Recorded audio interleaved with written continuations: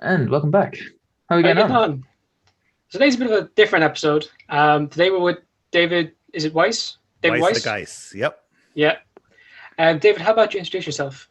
um, I'm a normal guy. Live in the East Coast of the United States. Was working in corporate America. Started my own business. Had the American dream. Still have the American dream, and all is well.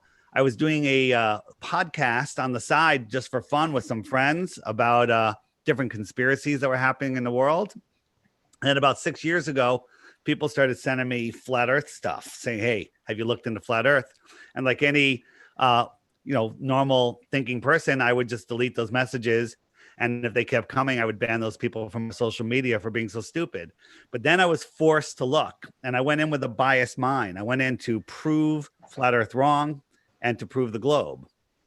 And that's how you become a flat earther, because once you look and you understand what flat Earth isn't, and then you understand what the globe is supposed to be, you never look at it again. I mean, when you guys hear flat Earth, what do you think of? You think of stuff like that, right? Yep. That's No, pretty yeah. Is that, much it, yeah. Yeah, yeah. yeah, nobody, no flat earthers thinks anything like that. That's not what the flat Earth is. What the flat Earth is, you guys think of what a puddle is. A puddle is where water accumulates in the low spot in the land, right? And the edge of the puddle is what? Is where the land is higher than the water, right? So a pond is a bigger puddle. A lake is a bigger pond, and the edges of the lake contain the land. So think of the world as a giant pond, and we have continents, which are all the islands, and the shoreline around the lake, around the containing the water, just like all bodies of water must be contained, is the land that we call Antarctica. So Antarctica is the surrounding water, versus all the islands are surrounded by water. Okay, so Antarctica is the water that is the land that contains the world oceans, the world pond, and Antarctica is the highest land on Earth. It only makes sense. Okay, Antarctica is very likely bigger than all of the continents and all of the oceans combined. It is the land that contains the water. Large bodies of water at rest lay flat, and we can prove that by not being able to measure any curvature at any distance. So I'm I still a could go, bit I could confused. present for hours. Yeah. It's much better when you guys give me your questions and we can go from there. Well, so is this image behind you? Is that what you kind of take as the your map of Earth? Well, the we don't have a perfect map, but it's a lot better than the globe. I mean, this can be used for navigating. When you try to fly from Santiago to Australia, I mean, from Santiago, Chile to Australia, you would think that this is the shortest route. You just cut over Antarctica, or if you don't want to fly over Antarctica, you kind of just stay at like 50 degrees south, and that would be the shortest. That would be the shortest, most direct flight route. But that's not how flights fly. They fly if I could find it because everything moved. The flights when you fly from Santiago, the flight, Santiago, the tip of South America, flight goes all the way up to North America, goes across North America, and then all the way back down. And to make it worse, if you want to go to Eastern Australia, the flight routes go all the way up to North America, all the way over to Europe and Dubai, and then down, right? That's crazy. But that's what it looks like on a globe. But on a flat Earth map, check it out: Santiago, United States, Europe, Dubai, East Australia. It's a straight line, and that's how planes fly. And we've tracked people on planes where the plane says it's going in one direction, but the person on the plane using a compass is showing exactly what a flat Earth map would be showing. Go ahead. Do you mind if I give some in there? Yeah, sure. As a business student, we learn about like business and making a profit. Yeah, 90% of the human population lives on the northern hemisphere. So right. flying over Antarctica isn't a profitable endeavor. Right. Well, even for a direct That's flight, the direct flight that doesn't even stop takes that same route. What do you mean? Well, you're going to say that they go to the North America to pick up other passengers. But when you have a flight that wants to go from Santiago to Australia and it's sold out, why wouldn't they take the shortest route possible? As far as business goes, why would they go 3 times the distance to save money? That makes no sense. The argument used to be when there wasn't direct flights, that those flights were never sold out and they needed to pick up other passengers. But when you have a direct flight that doesn't stop and it's sold out, why wouldn't you go the short route? Here's another flight issue. Here's we have China, Taiwan to North America. Where's that going? What does that say? Los Angeles. Los Angeles, right? So this is the route that they say they take. Hawaii's out here. But in reality, they take this route, which is a straight line. And they're always over. They go over. There has been some emergency landings where, instead of they were right here, and instead of landing in Hawaii or turning back, they went all the way up to Alaska, okay, which is thousands of miles out of the way. But on a flat Earth map, it makes perfect sense. So emergency flight landings, flight routes all prove the Earth is flat. They don't make any sense on a ball. Now, northern flights are very, there's some, they're not that much different. Southern flights are where you really come into the problems. And hold on now. Flat Earth. Go ahead. You just brought up about the emergency paths, that they'd be taken from Los Angeles to Taiwan. Mm-hmm. It makes sense that it's Alaska. Like it's when you're in the middle there. When you're in the middle here, where it would be quicker to turn around or just go to Hawaii. I mean, it actually happened. One of them happened like right here. They were very close to Hawaii, and they were even they're closer than Alaska to their final destination, but instead they went all the way up here. Makes absolutely no sense. There's hundreds of these. There's a book called Because there's airports in Alaska, not really in Siberia. No, and not Siberia, Hawaii. There's international airports all over Hawaii. Every island has one. Okay. Just might be what they were doing, man. Well, you can make up excuses all you want. What I'm showing you is flight routes. Southern flight routes make absolutely no sense on a globe, and they make perfect sense on a ball. So isn't it weird that they would divert to Alaska because there's a better runway there, but that always lines up with what a flat Earth map dictates. You could, you can make that excuse, but go ahead. Next. I don't know. Well, when I flew to the States from Ireland, it seemed fairly curved. Yeah, well, and that's very, very easy because you're just flying over the center, which is no different on a globe or a flat Earth. When you're flying from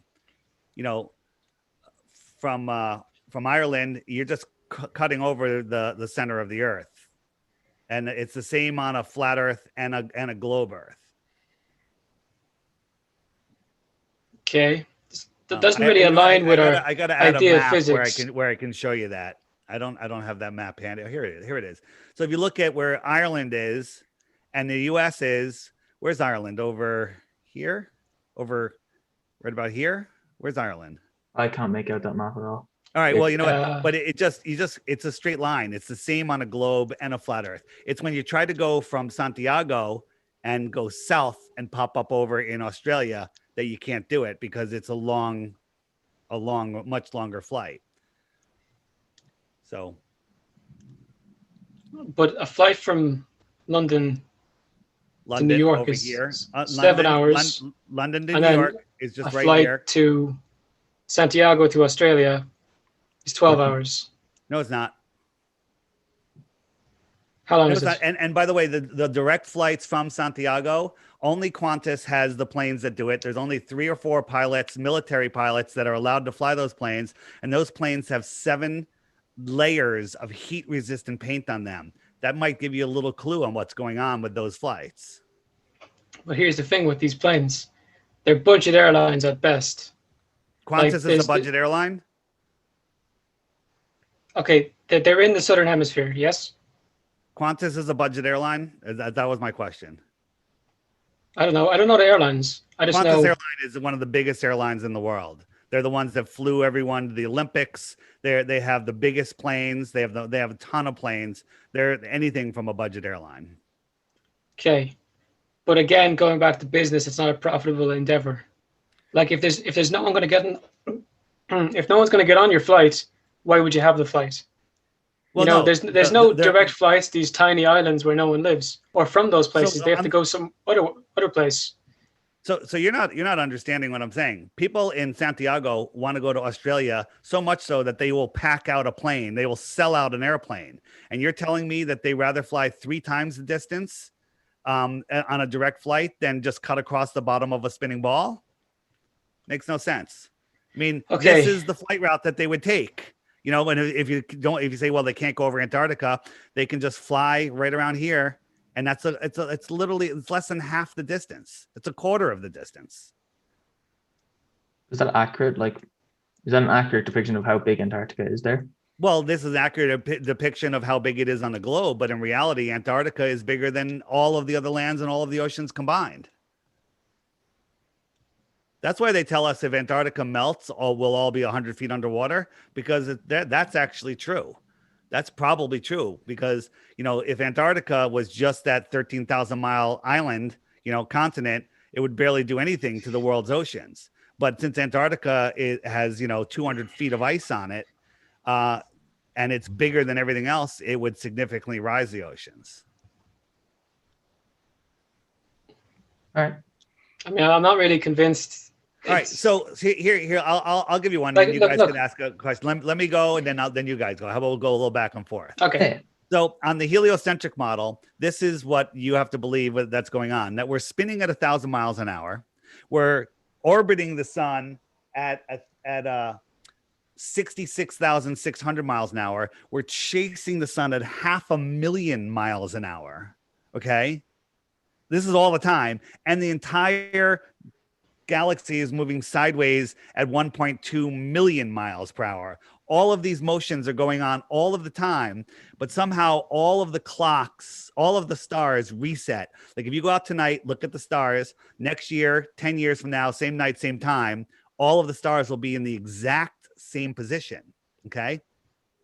So you guys ever hear of the Georgia Guidestones? No. So the Georgia Guidestones are it's like a Stonehenge type monument in Georgia in the USA, and it has basically the New World Order game plan written on it. But in it is a hole, and this hole right here, if you look through it any day, all the time, every year, never changes, the North Star is through that hole. It never moves, and you'll see the stars doing circles around it if you do a time lapse. How is that possible when we're spinning like this, crazy, out of control? You wouldn't be able to see it for 5 minutes, let alone eternity, right? This hole shows exactly where the North Star is.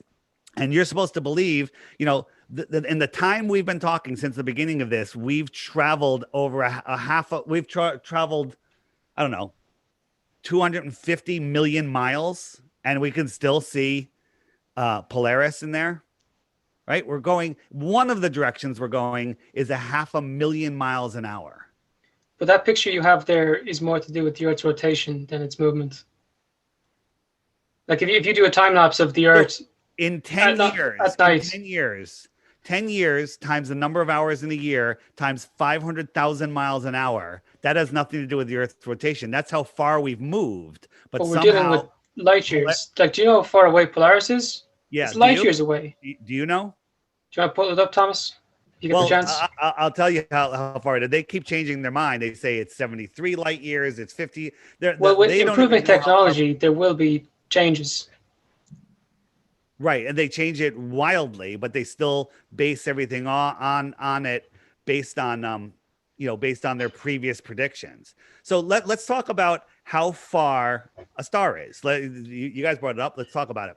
So if our giant sun was right next to the Earth, it would fill the entire sky like this picture right here. You with me? Yeah, it would consume the Earth. I think it's vastly bigger. Well, let's just for model purposes, if I was able to bring the sun a mile over your head, it would fill the entire sky, right? Mm-hmm. Agreed? Yeah. We wouldn't get a chance to talk about it. We'd be gone. Do you understand what a model is? Yeah, I'm just kidding around. All right. So then we move it 93 million miles away, and it's now this size. It's a tiny little dot in the sky. Mhm. Okay. If I doubled the distance, how much smaller would that get? And the answer is very small. But if I 8 times the distance, right, it reduced from the entire sky to this. So if I went 8 times farther, its angular size would be too small for your eye to resolve. Okay. And that's provable by science. We can only see things that are 0.02 arc degrees. And this would be scientifically provably too small to see. Well, if it was 8 times the distance, that's called a light hour. And the closest star out of the billions of stars that we see is 40,000 times farther than that. 40,000 times farther than that. And for you to think that we could see that is just not being able to think. What's the star? Oh, well, the stars are supposed, the closest star is Alpha Centauri, I believe. And the closest star, that's the closest one, is if the sun was 8 times farther away than it is, Alpha Centauri is 40,000 times farther, and all of the other stars are magnitudes of times farther than that. And you believe that we can see it? That's a belief. That's not a knowing. A knowing is the angular size would be too small to see. They vary in size. Like, I don't know, can we pull up the picture of, what's the star called? Betelgeuse? Yeah. Because it's gigantic, right? But you believe that. So we're not seeing the every star, we're has seeing to the be light as big as getting off Betelgeuse it. to see, right? And in a void, it makes sense that you could see objects very, very clear. Well, you don't understand. In a void, angular size still is a fact, and the inverse square law of light is still in effect. Every time you double the distance of something, it's 1/4 the brightness. So the distances that these things are, the brightness is just a sheer impossibility. Again, these are things that you have to think about. You can just believe, hey, somebody told me Betelgeuse was this big. I saw a meme one day, and I believe it. And then, or you can actually do science, real science, and see. Here's another example for you. A human being standing next to a wheel of a 747 is dwarfed by the wheel. The wheels are gigantic. This is a big airplane. You put it up to cruising altitude, you can barely see it if it wasn't for the vapor trail that it's leaving. Okay. It's a tiny little dot in the sky. So it went from this giant thing towering over the little tiny people standing here that you can't even see to this. If I doubled the height, of course you couldn't see it. Of course. Okay. Do the math. You'll see that you couldn't see it. But in reality, the space station is 50 times higher, and people think that they can see it. Satellites, which are tiny, that could fit in the cockpit, are even higher, and people still think they can see them. They'll argue, I see a light in the sky. It's a satellite. No, people don't see the light. They don't see the satellite. They see the light flashing from the satellite. They see the light flashing off the satellite. Well, it doesn't matter because the light is not bigger than the satellite. Like the Boeing isn't made of highly reflective material. What is? The Boeing isn't made of highly reflective material. It's just painted white. So satellites are made of highly reflective material. Is that what you're saying? Sure. Well, they're not. They're not. They're just dim. They're. I mean, go look at pictures of satellites. But you ever point a flashlight at foil? Now boost that up to a star. So when you see these things, if they were reflective material, they'd be flashing because you can't keep a mirror flashing a sun reflection on one person and then somebody miles and miles away could see it also because it only flashes in one direction. So it would be flashing. It wouldn't be the steady lights that we see in the sky. None of that makes any sense whatsoever. Well, here's the thing. You know, the light of stars changes. We see that, like they flicker. But the lights of planets and objects in the sky, they don't. You know, Jupiter, Mars, Saturn, you can see those constantly. Yeah. Like the light will be constant. Like you can tell a planet apart very fast. So what's this? It's not flickering. What is it? It's a star. It's flickering. Our consumer optics have outgrown their lies. This is the star Arcturus. Okay. Here's the star Sirius. Okay. This is what the star Sirius looks like. Right? Here's the star Capella. All right. These are not what NASA is showing us. NASA is the biggest, liars on Earth, or because no one gets off Earth. So what's the point here? Like, what the point is, you're being lied to that you can see stars at impossible distances that is provable impossible. And you can see you're just believing known liars. You're believing NASA because NASA is the one that told you about Beetlejuice, but But there's NASA's more than also just NASA. You know, what's that? like the Soviets, when they didn't like you guys, were also doing this kind of research. There's a European Space Agency. There's independent companies, you know, like, and they're all coming with the same stuff. Like, What it doesn't make independent sense. companies? What independent companies? SpaceX, Blue Moon, SpaceX, Blue Horizon. NASA. Right. If you believe SpaceX is independent, you've just been bamboozled. I mean, here, Virgin as well. Here, all of them, it's all involved. European Space Agency, RAXA, JAXA, everything. This is from NASA, right? This is Jupiter, right? And you see this is a gaseous, stormy planet. This storm is bigger than Earth, right? And it's moving. So do you think a couple hours later, the cloud should be the same, right? The cloud should never be the same, right? This is actually from NASA. Now I'm going to show you some pictures from NASA. This is the 2016 picture that everybody's seen. And this is one that NASA took in 2014. They said, hey, we got a picture of the northern lights, which proves that Jupiter has a magnetic pole just like Earth. That looks ridiculous, but let's assume it's real. But if you overlay these, you'll see that every single cloud is exactly the same. See this little cloud right here? It's right there, okay? This little dot right there, it's right there, okay? Right? This is the same picture. NASA is lying. Every single thing we see from NASA is a lie. Every single thing. Big red stripe was the same. What's that? So it lost its intensity. Weather patterns are something that stick along with planets. You know, like we change. Yeah, I agree. But these pictures were taken over 2 years apart. Wait, hold on. Jared, I want to hear your answer. What? These were taken 2 years apart. How is it that every cloud is exactly the same? Do you hear what I said? No, I didn't. If you look at the big red stripe, it's vastly different in both pictures. No, it's not. One's lighter, one's darker. That's it. If you want to look at the trail behind the big red spot, it's exactly the same. I've overlaid them. You can do it yourself. Go on NASA's website, pull off their original one. Don't just believe me. Pull off the one that shows this, overlay them, change the transparency, and you'll see that every single cloud is exactly the same. But again, how big is Jupiter? I believe Jupiter is the size of a basketball. Prove me wrong. I think it's gargantuan. It's many times larger than the Earth. What makes you believe that? What do you mean? NASA makes you believe that. What proof do you have of that? You know, here. Let me ask you a question. Do you know how they figured out how far the sun is? 93 million miles. Do you know how they figured it out?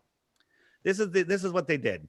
One day, Venus, which is about the same size as Earth, transited the sun, and they had somebody on the East Coast and somebody on the West Coast watch it, and they started at different times and ended at different times. And then they did some math and they did some calculations, and they figured out how far the sun was. What's wrong with that process?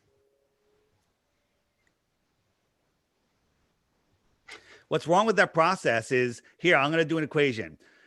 You have $1 million in the bank. I'm going to double it every day for 3 days. So tomorrow, how much money are you going to have? $2 million.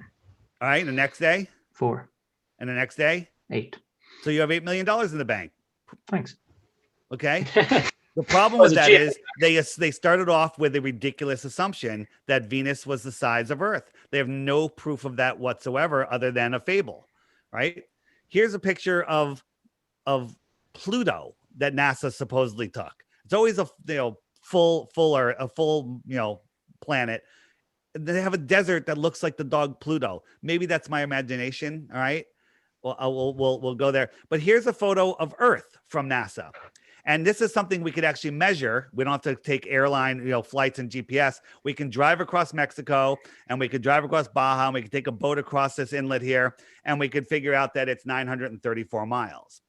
Well, they tell us the Earth is 7,917 miles in diameter without the curve, a straight line through the Earth. So we should be able to fit 8.5 of those lines between these two lines. Okay. So you have a choice here. Your choice is, this is a painting, or NASA's lying and the Earth is a quarter of the size that they say it is, or not even a quarter, a quarter of the size, and half the continents don't exist. Either that one of them is NASA's line. What you said, Jared? That's Is that a NASA picture? What's that? Is that a NASA picture? That's a NASA picture. Yes. The two most famous, Like the what was it called? The blue spot recreation, the digital one. the blue marble. Yeah, What about it? it looks like the digital recreation the guy made. Well, the blue marble, they even admit their visual artist says that he created it in Photoshop because it has to be. So here's the two pictures from 2012 and 2002 or whatever it is. And look at the size of the United States here and look at the size here, right? Where are all of the other continents, right? None of these are paintings. They're admitted paintings. NASA admits they don't have any real footage. Here, You could tell check this out. there are different angles. Well, yeah. So this different one, ranges. if I tilted this one back, if I tilted the one with the smaller one, if I tilted it back like this one's tilted back, watch my hand. I tilt it back, it gets smaller. It doesn't get bigger. It gets smaller. Where are the other continents? Right?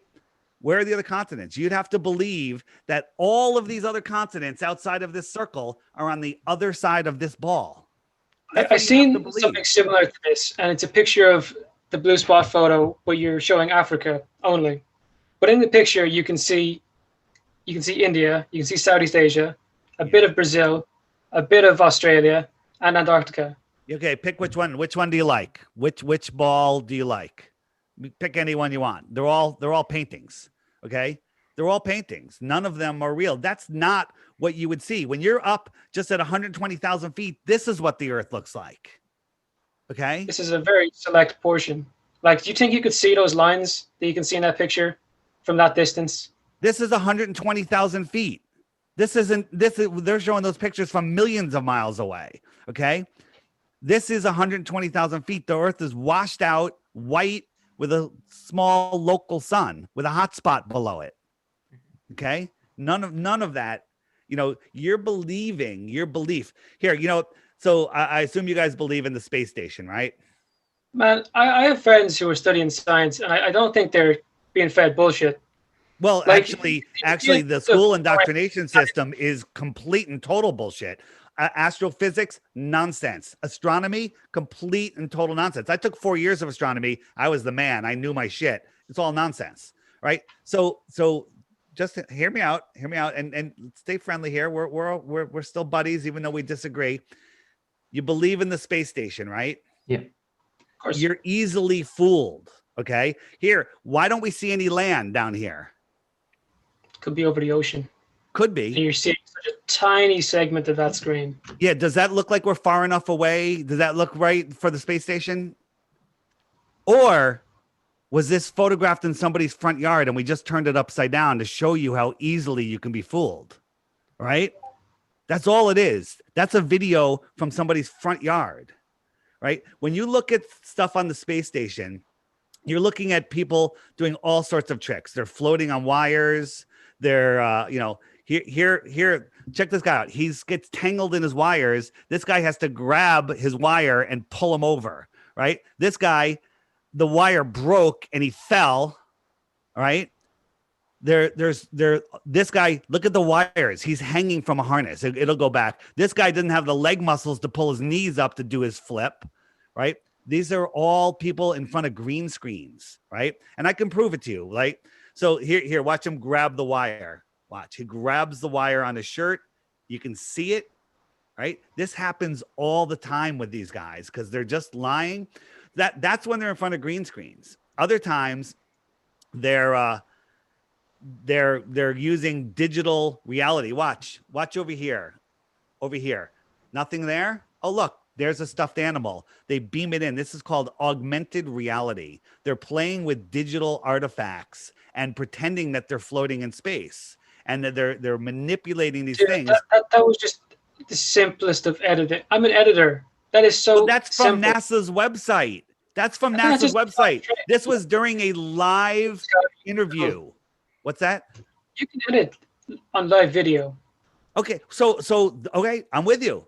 It was a live edit, absolutely. Why are they faking things in space? Why are they faking things floating in space? Because it's new agey. It's space. It's supposed to be cool. Like they literally did like a Star Trek animation. That doesn't prove They're that programming children's minds so they think that they can become astronauts. These guys are flipping stuff around. I zoomed in on the guy that floated behind them, and look, the green screen forgot to get rid of his harness. He's clearly hanging from a wire, moving through. Right? That was just to make the scene look more realistic.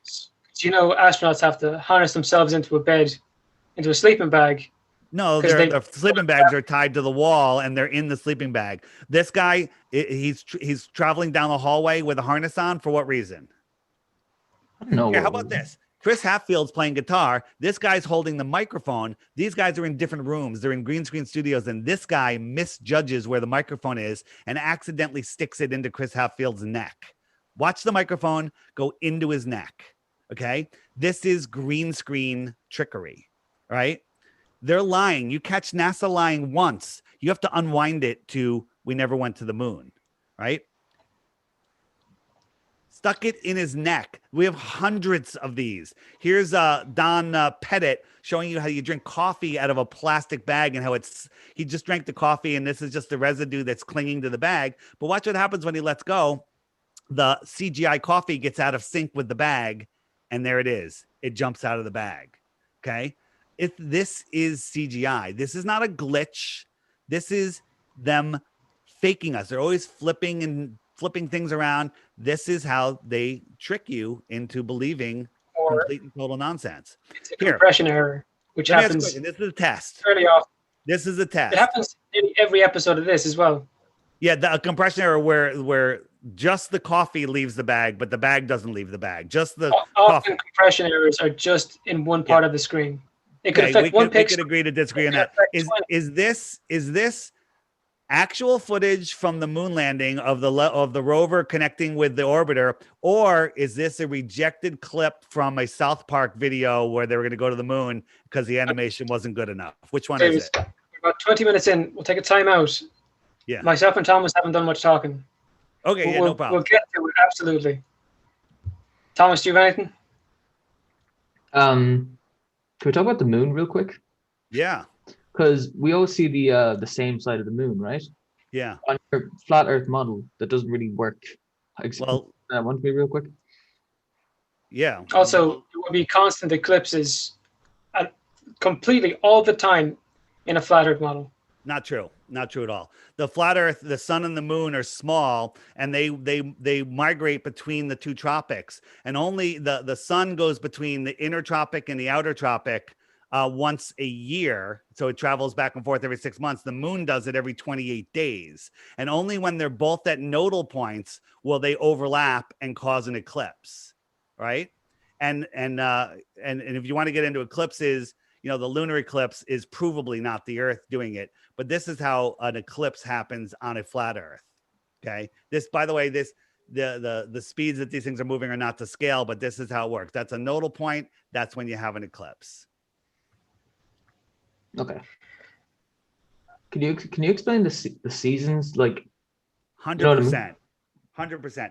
Let me share my screen and I'll show you exactly how the seasons work. So the sun travels between, so we're taught that the seasons they go between, is because we're just tilted away and the light is spread out, and that's our winter. All right. In the north, we have our winter because we're just tilted away in the angle that the sun is, and it's lower in the sky. And that's how we have our seasons. Well, that's ridiculous because it would be freezing cold at sunrise every day, summer or winter. And that's not the case at all. But this outer yellow line here is the Tropic of Capricorn. And the inner yellow line is the Tropic of Cancer. So I'm going to move the sun all the way to the Tropic of Cancer. So that's June 21st. And the sun will just circle around. The sun is closer to Ireland and to the United States. All the inner northern countries are having its summer because the sun is closer to it. Just like an airplane flying over your head at 10,000 feet, that's high in the sky. That's your summer sun. Then an airplane that's paralleling that sun, that at the same height, that's 30 miles to your south, it's lower in the sky. That's your winter sun. Okay. So right now, June 21st, we're having the height of our summer. And then if I jump forward to December, 21st, November, December, it's the outer southern summer, and the sun will just be over those outer southern lands, and that's why Australia has the heat of their summer. The sun is higher in their sky, like the airplane flying over their head, and it's lower in our sky, like the airplane that's, you know, far out to the south. That's exactly how seasons work. Can you then Or- explain to me how days in summer are longer Or than we days have- in winter if you're certain? Yeah. So for us, when the sun comes all the way into the inner north, it's closer to us. The reason the sun sets is because it's farther away. But if you look at where we are relative to the sun's path, right, the sun is always pretty close to us. So we're having a longer day. We're having a longer day because the sun doesn't get far enough away from us. And it's only in the winter that we have the really short days. If I jump back out to the winter, the sun's farther away from us, so it sets way earlier and it rises way later because it's farther away from us. And all of that is provable. In the app here, if you go to what about where does the sun go? Where does the sun go? In there are tons of videos that YouTube will not serve you, showing you where the sun goes, how it's high in the sky, all sorts of stuff. All of these videos are stuff that YouTube If you're so won't serve concerned you. about editing and so on, do you not think that people could fake that stuff? Well, here's the thing. Like, You can fake none of this, anything. like, this is a conspiracy. Like, the science isn't on your side, and from a variety of fields. Wait, whoa, hold on. The science is what science is not on my side? I mean, like, you can't prove the Earth is flat, Yes, I but can. all Yeah. our scientific knowledge so far shows us it's a globe. So I'll give Understanding you of one. the How about outside- this? Let's do this. Since you made that comment, I will show you one proof of the Earth not being a globe, and then you show me one proof of the Earth not being flat. So if the Earth is, do you know how big the Earth is? It's 24,901 miles around, if you believe in the globe Earth, right? So if I was in this hallway and I went around that corner, if you had a super zoom camera or a telescope, could you zoom in and see me again? Probably not. Could you? Of course not, right? Of course No. not. So if I turn this over, so this is the hallway on its side. So if I went over that, you wouldn't be able to see me because I'm gone. If you zoom in, you're just going to zoom in on the floor and you're not going to be able to see me. Mhm. But in reality, when we zoom in on things, so here is an empty horizon. There's nothing out here. But as I zoom in, all of a sudden I can see things that I couldn't see before because of the angular resolution. Look, here's a boat. It's right there. Right? Now that boat, a glober would say that it went over the curve because of the distance that boat is, it should be over the curve, according to globe math. But as I zoom out, watch, it's going to disappear from the bottom up. There's half the hull is gone, and then it's up to the windows, and then the boat is gone. You can just see the mast, and now it's gone. A glober would say that's over the horizon, but I just showed you if it was over the horizon, there's no way to zoom it back in. So the question is, how far is that how boat? far is the boat? Yeah, okay. How come so, you couldn't see the entire boat? Yeah, well, because I showed you the whole boat. Here is an oil rig that we know how far it is. This oil rig is 9.4 miles away, and the camera height is 1 foot off the ground. According to globe math, the horizon should be 1.2 miles away. But not only can we see the water here, we can see it for tens of miles beyond it. When there should be 59 feet of curvature, a wall of water going behind it. But Don't you see? We see less of it. what's that? No, we can see the surface of the water beyond it. The surface of the water shouldn't be able to be seen beyond 1.2 miles. But we can see the surface of the water. Large bodies of water at rest lay flat. Here's how a submarine works. Submarines set their fins, the 200 feet below the water. They set their fins to go straight and level, and they go for hours and hours and hours and hours, and they never have to adjust downward for a downward sloping floor. They always stay 200 feet below the surface. And that's because the surface above them is flat. It's not curved. If it was, they'd pop out of the water every couple of hours. Or buoyancy is a thing. Buoyancy? What, You know, the density of objects. You know, like if it matches it, the layer around it, it'll be still. No, it sets its fins. It's going to, so do you think the water is curved? That the water is going to make them go down? It's got its fins cutting through water level with the surface. It would pop out of the water. The fins are set for level, right? There is no curvature.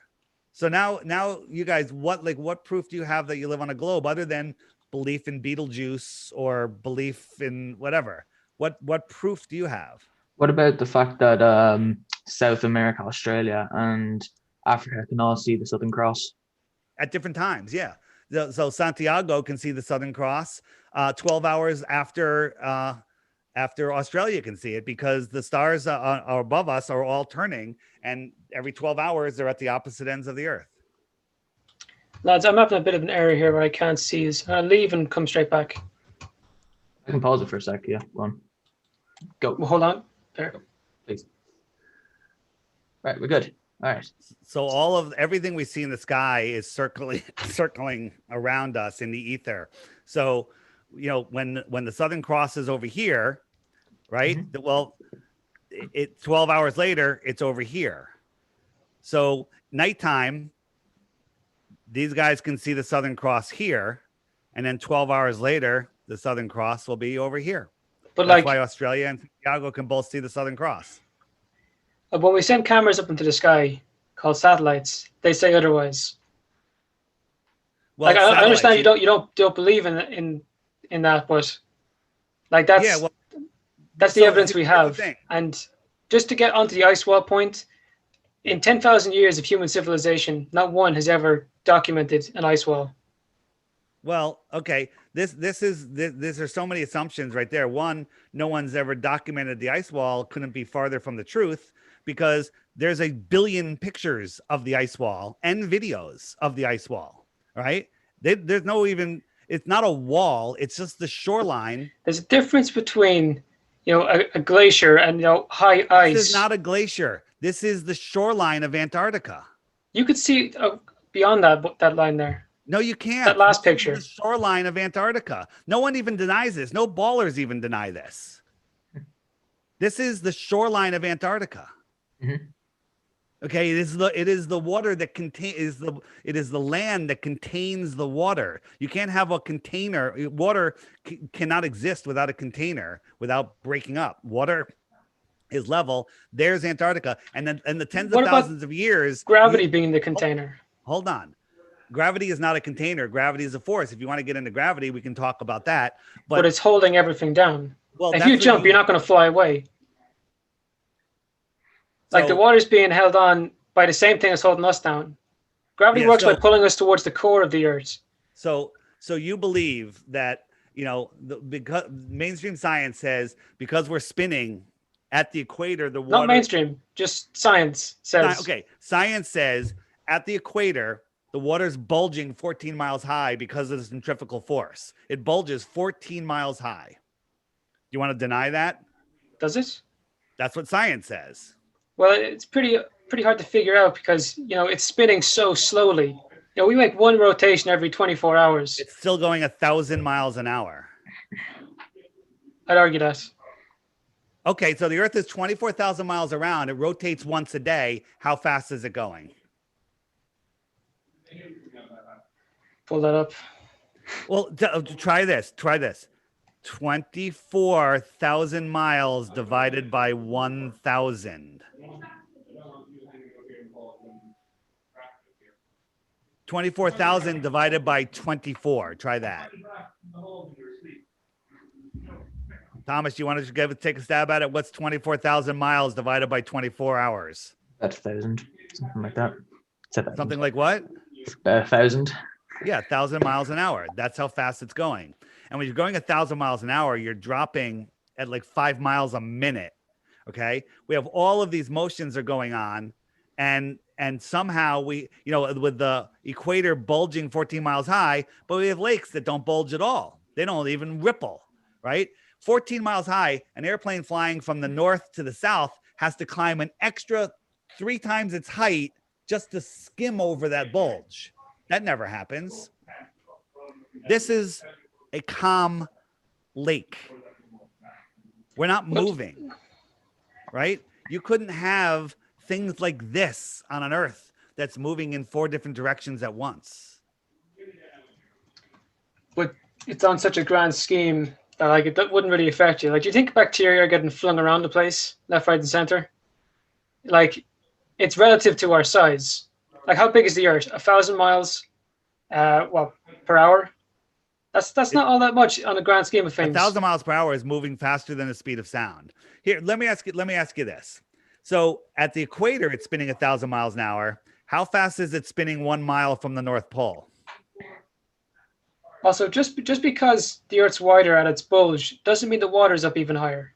So I'm asking. Well, they're telling us that the water bulge is 14 miles high, and that's taller than Everest, and nobody can see this bulge or has ever measured it or anything. And then we have lakes that are perfectly calm. But I'm asking you a question. If you're sitting in Ecuador, you're moving 1,000 miles an hour relative to a spot in space, correct? Mm-hmm. Right? Because we're rotating on this axis. But by your logic, myself and yourself should be swinging all around the place. Yeah, we should be going everywhere at the moment. Absolutely. Water should be going up into the sky. And we're not. Exactly. You're proving the flat Earth. So if you're if you're a mile, well, guys, it's relative. Like so like you're not going to see like relative science. Let me make a point, and then I'll let you make a point. Okay, if you're sitting at the equator, you're moving 1,000 miles an hour eastwards. You're spinning to the east, right? Yeah. If you're a mile from the North Pole, how fast are you spinning? I can do the math for you because you guys haven't thought about this. If you're a mile, you're still going around once every 24 hours around that North Pole. So you're going 3.14 miles every 24 hours. So you're going like a third of a mile an hour, or a quarter of a mile an hour, whatever it is. You're going not even 1 mile per hour. And then if you got in an airplane at that position where you're barely moving eastwards, relative to a spot in space, and flew to Ecuador and tried to land on a runway that's going north-south, how are you going to land on that runway that's moving sideways at 1,000 miles an hour?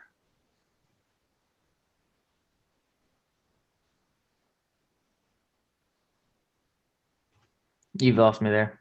Yeah, well, that's because you're not, because of indoctrination. And again, I was you. Trust me, this was not easy to figure out. The runway, my finger is the runway. It's moving sideways at 1,000 miles an hour. If I left the North Pole where I wasn't moving at all and I flew down there, how do I gain that 1,000 miles an hour of sideways momentum to land on a runway that's moving sideways faster than the speed of sound? And the answer is it's all impossible. It's all nonsense. All nonsense. When are you going to hit me with how come we can't see Mount Everest from everywhere or the ice wall? Going on to the spinning of the Earth. You measure it in hours. Okay. Now, when I put it down to the seconds, and we're moving at 0.01 mile per second. That's pretty damn slow. What? 0.0115 miles per second. And relative to our size, that is next to nothing. Divided by 24.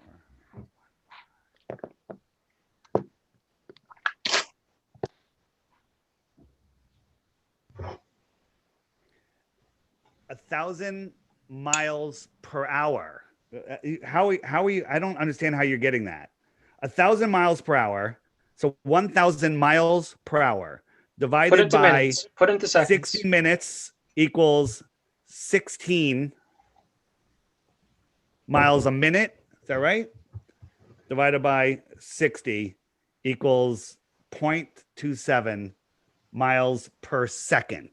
That's friggin' fast, dude. So every 4 seconds, you're going a mile. You don't think that's fast? Well, in terms of our rotation period, that's pretty fucking slow. All right. We can agree to disagree on that. That's crazy. That's my opinion, by the way. Okay. What else? Come on, show me your best shot. Come on. Me. Well, yeah. Why lie about it? I know Very you good you have your question. app. I know you Yeah. have your app and you have lots of videos, but like just for yourself, why do you think? Yeah, why the lie? Because if they basically, we live in a world which is the controllers clearly want to control us and keep us as good worker slaves, and you have to give the slaves something to live for. You have to give them sports teams to root for so they feel they have victories. You have to give them hopes for, the American dream. But there's a bigger world in the States. Well, there's a big. I think this stems from I'm a fear talking of authority, worldwide. lack of trust in your government.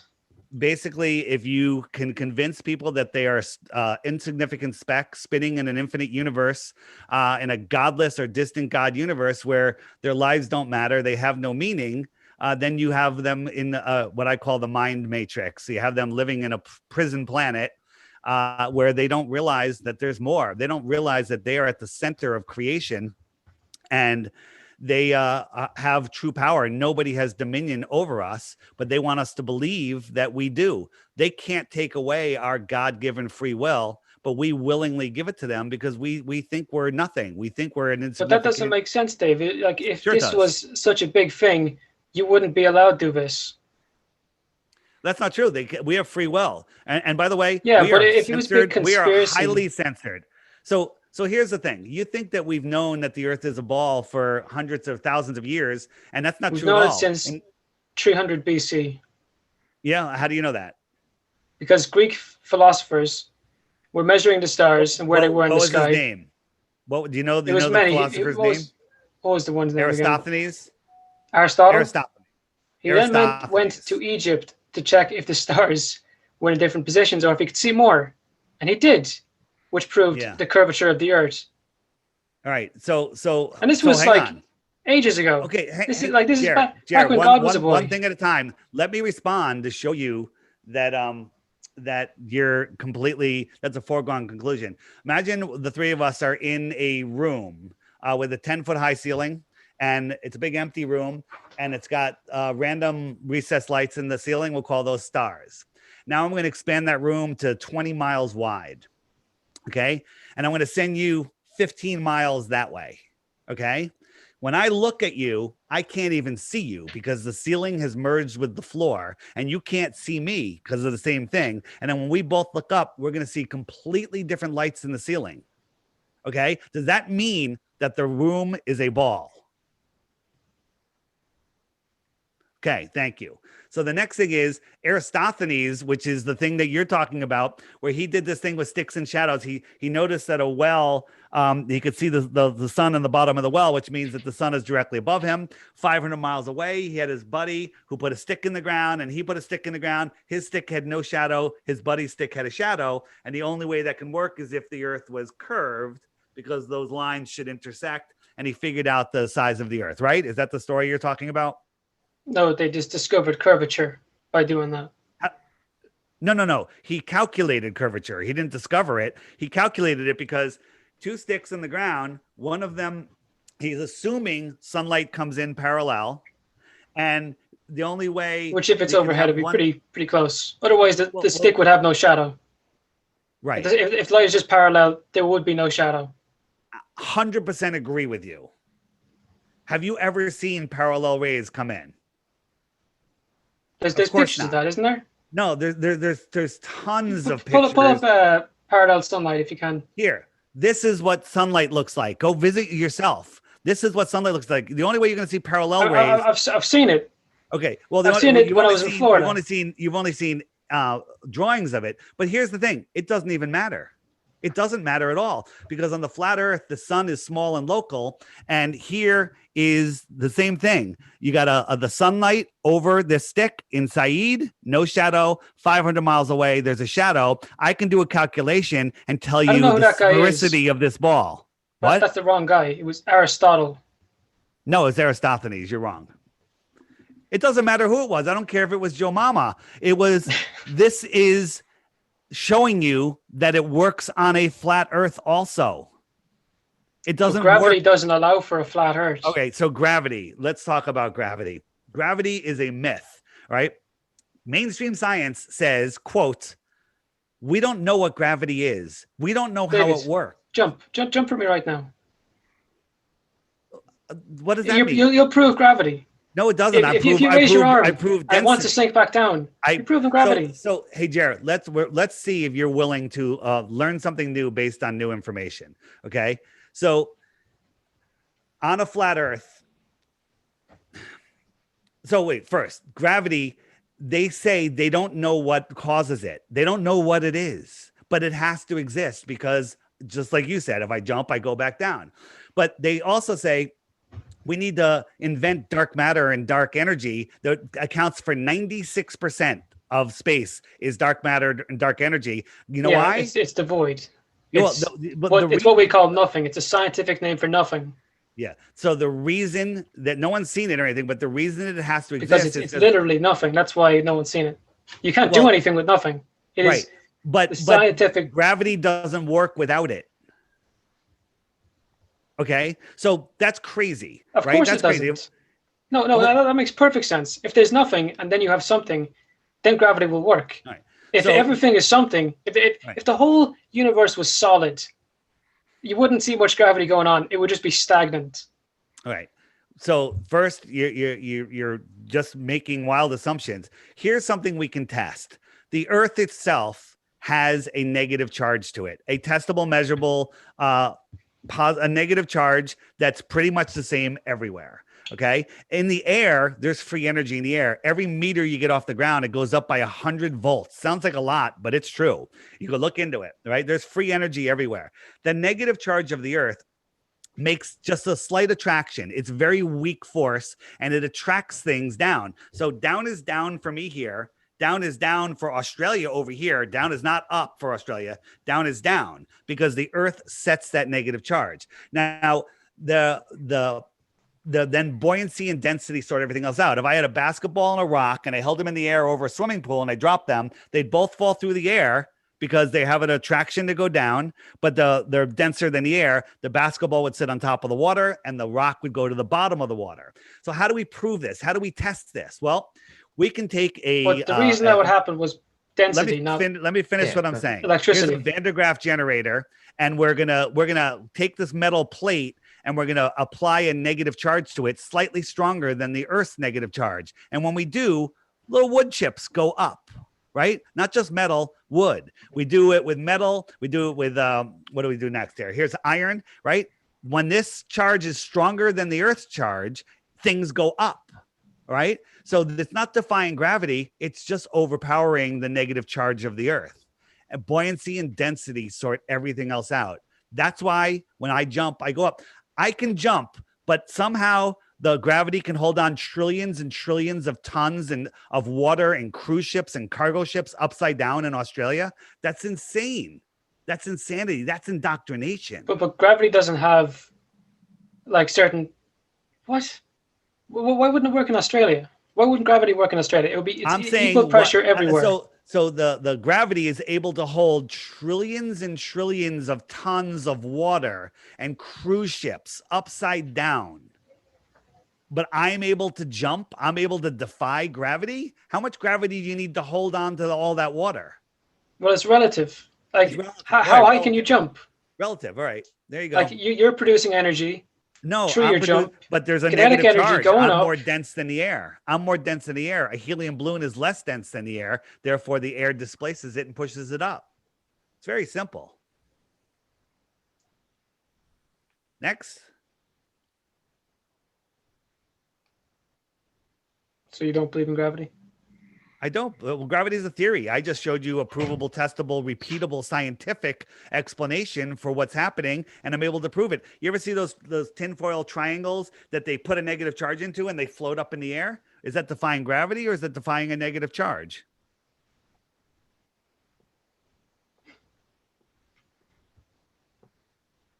I'm no scientist. Based on new information, it's tough to realize that your entire life has been a lie. Your friends that are studying physics and whatever, physics is real science, that are studying this stuff, they're all being lied to. All of space is a lie. All of it is a lie. Everything we see is within the Earth system. It's like that goes back to it then. Like why lie? But like why pay astrophysics? Yeah. Do you know what I I'll mean? tell you why. Even So that if you thing had there, if you had a like the density, is a thing. Buoyancy is a thing.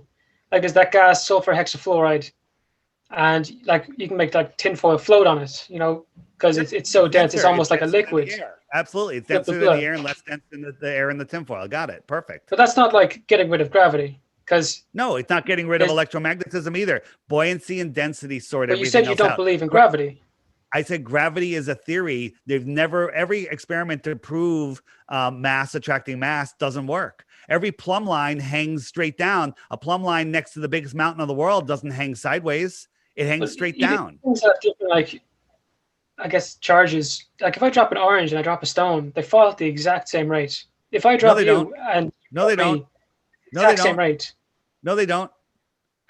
You're In wrong. a vacuum, a feather and a bowling ball fall at the same rate. Yes, true. So what's your point? That's gravity. There's no charge in that air.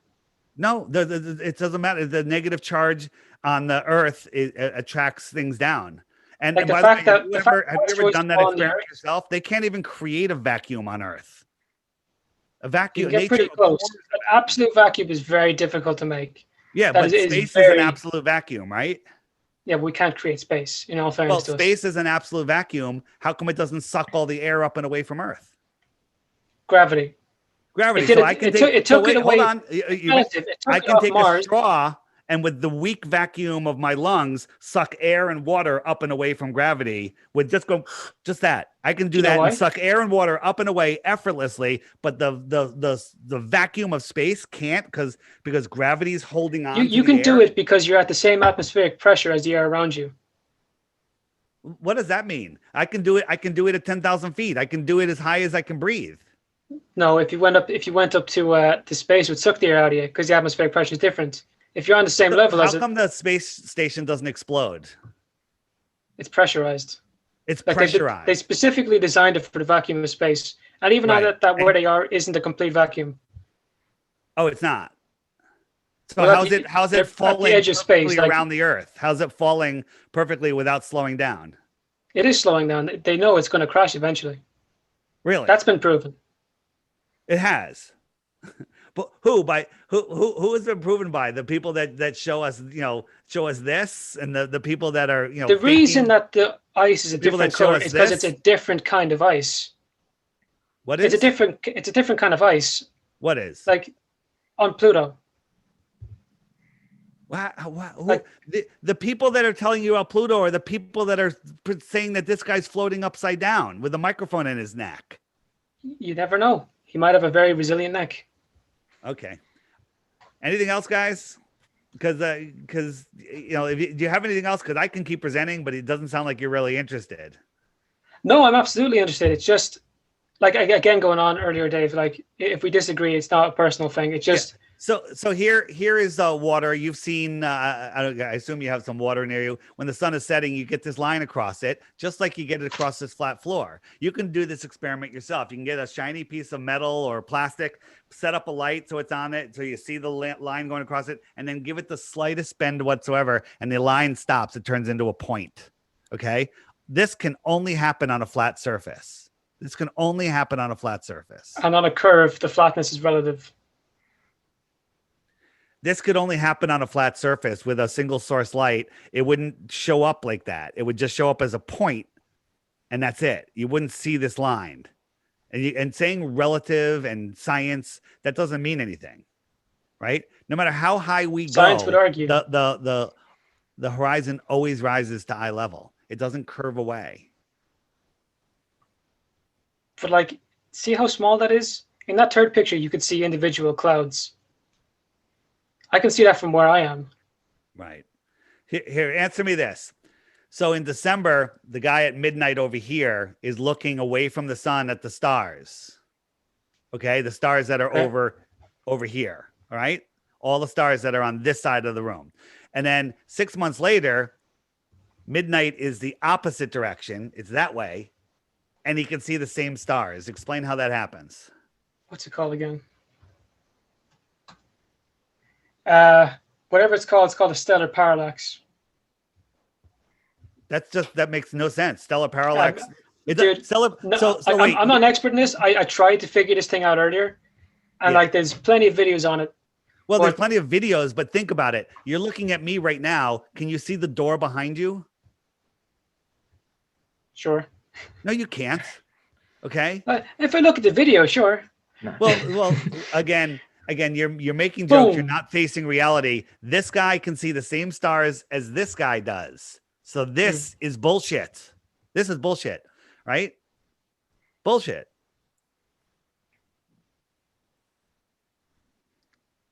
I think we're done. All right, guys. No, I don't know. I don't know. Like that's not really a fair way to end on anyone. Here's the challenge I have. You guys know what Bitcoin is? Yeah, sure. I'm offering a Bitcoin or 100 ounces of silver for anybody that takes the Flat Earth app challenge. Get the app, watch the daily video every day for 2 weeks. And then if you still think you have one proof of the globe, send it to me and you can have either one of those, a Bitcoin or 100 ounces of silver. Right? Just one proof of the ball. I don't need 50. I don't need 100, but make sure you click the question mark first and see if your question is answered in there. And I'm offering a full Bitcoin. All right. All right. Not too bad. Yeah, it's not a bad deal at all. So again, belief is the enemy of knowing. We were all in your shoes one day.